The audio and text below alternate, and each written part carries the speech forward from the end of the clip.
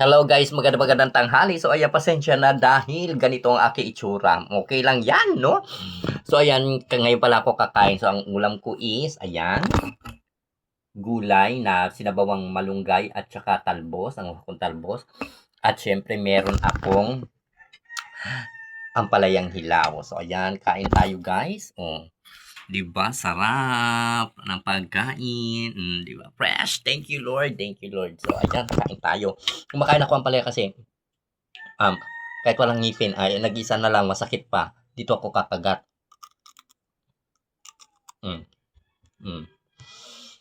Isa din yan kasi naging problema ko dahil hindi na ako nakakain ng matitigas.